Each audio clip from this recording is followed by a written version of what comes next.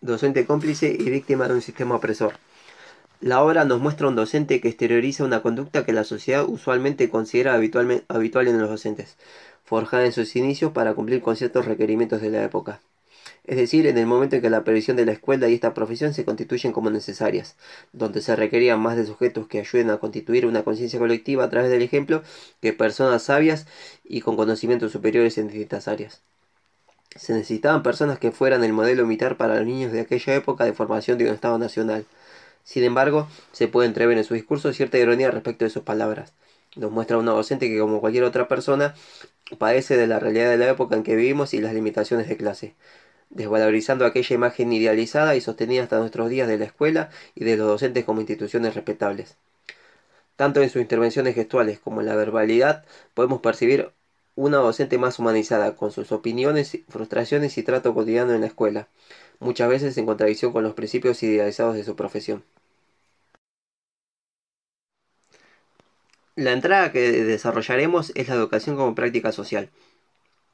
La docente deja entrever en su discurso una idea de educación caracterizada por ser reproductora del orden social establecido, donde a pesar del discurso altruista desarrollado por el orden fundante y sostenido por ella y sus pares, se puede deducir cierta resignación por aquellos principios. Su opinión se ve influenciada directamente por los condicionamientos económicos, políticos y sociales. Ella habla de un ministerio ausente, expresado por ejemplo en las dificultades que atraviesa la institución para inaugurar una obra que no debería constituir ningún problema si el Estado respaldara con acciones las premisas dadas acerca de la educación. Hace hincapié en las falsas promesas por parte del Estado y su habitual discurso político. Da cuenta de los problemas comunes a toda sociedad, como la inseguridad, las carencias económicas y culturales propias de algunos individuos. Se refleja el deterioro que en materia de educación atraviesa la sociedad en ese momento. Aún así, consciente de estos condicionamientos, el discurso exterior sobre la educación y las formas de educar y transmitir los saberes pareciera que no ha variado con el transcurso del tiempo y con respecto a sus condiciones iniciales. Es así que se sigue viendo al docente como símbolo de autoridad, poseedor de conocimientos, ejemplo moral a seguir. A la escuela como templo del saber, donde todo lo que se aprende allí es legítimo y de donde se irradia la cultura. La transmisión del conocimiento sigue considerándose vertical, donde el docente es quien tiene la verdad y el estudiante es tratado como un sujeto pasivo. Algunos ejemplos del video pueden verse cuando la maestra silencia o grita a sus alumnos. Todo lo anterior nos lleva a considerar que no se desprende ninguna idea respecto de otro tipo de educación por fuera de la escolarización, que en su discurso hacia afuera ha naturalizado las premisas acerca de la educación escolar y considera a este tipo de instituciones formales como las únicas capaces de transmitir conocimientos, descartando quizá lo aprendido por los chicos por fuera de la institución y poniendo el paso por la escuela como necesario para adquirir el conocimiento, ridiculizando a los alumnos, tratándolos de básicos, fronterizos o personas incompletas.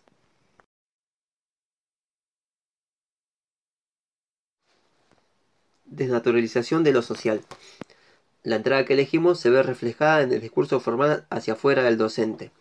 Es decir, se naturaliza el orden social establecido, y si bien la obra ironiza sobre él y critica el sentido común, se vendría a legitimar el orden social, donde cada uno tiene un rol y tanto la escuela como la institución que formó a esta maestra tuvieron como objetivo crear personas de acuerdo a un modelo y para un fin determinado de antemano. De esta manera, el docente, según su discurso, se encarnaría aquel que fue planificado para alcanzar la homogeneización de los individuos de la sociedad. Y el alumno, funcional a dichos objetivos homogeneizantes, es considerado pasivo en la relación educativa.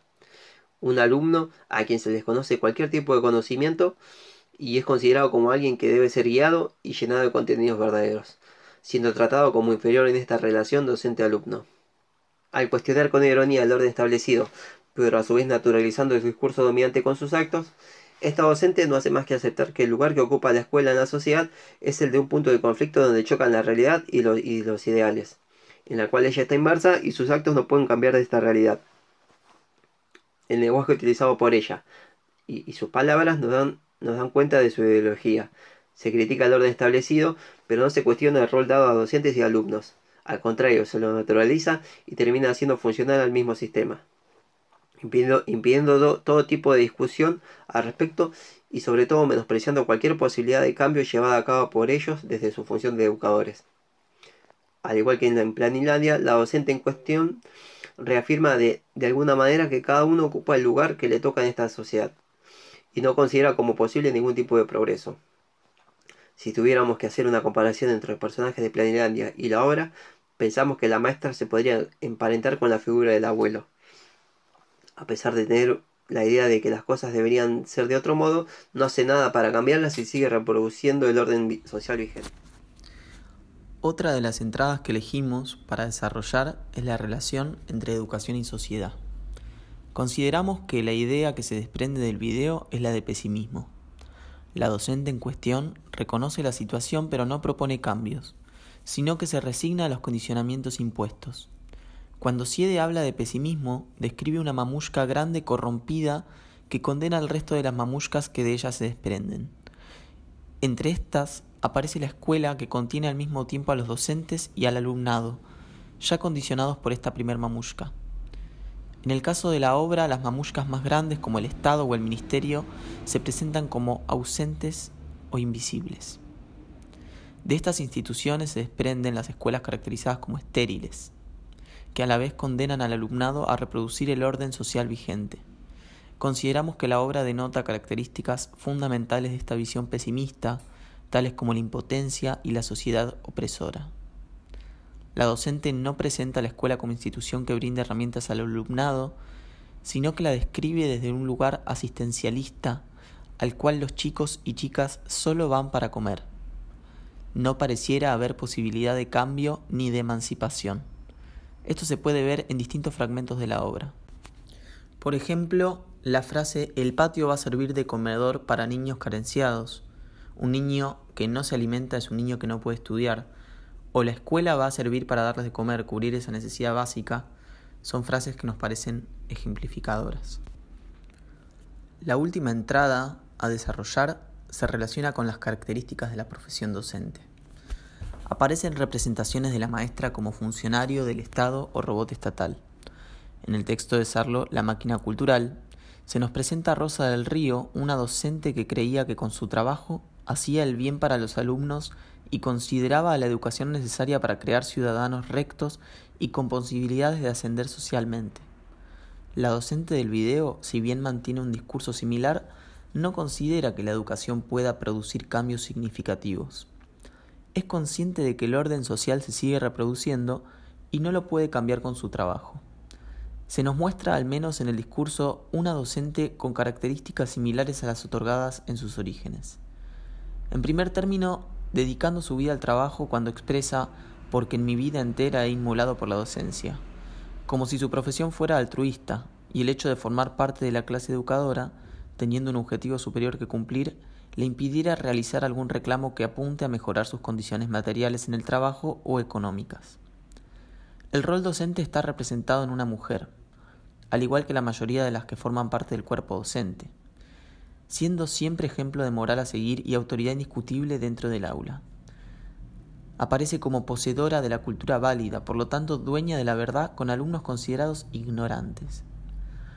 La docente hace referencia a Gabriela Mistral. Tal vez soy más madres que las madres. Lo hace de forma irónica. En esta cita se reflejan las palabras de Mistral a la maestra como segunda mamá, con una gran vocación hacia su trabajo. Había ciertos atributos, disposición de la mujer a educar y amar a los alumnos como ama a sus hijos. En contrapartida, la docente en cuestión no pareciera tener tal amor por su trabajo. A pesar de estas características arraigadas en la función docente y naturalizadas por muchos, no hay una autocrítica ni reflexión por parte de esta docente de sus propias prácticas educativas. ¿Por qué entendemos que la obra causa gracia?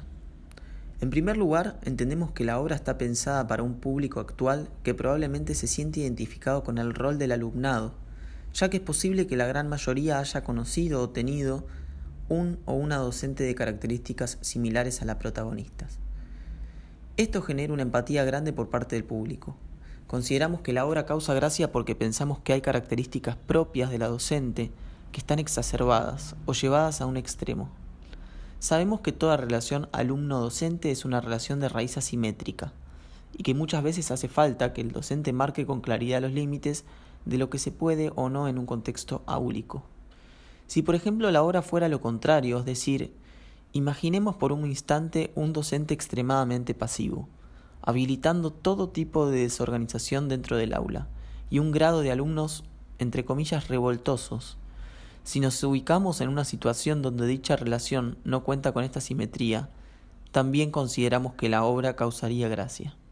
Por eso, concluimos que la ironía va de la mano con gestos y frases extremadas, que hacen pensar en un alumnado totalmente pasivo y una docente autoritaria. Los roles están llevados a dicho extremo y por lo tanto ridiculizados.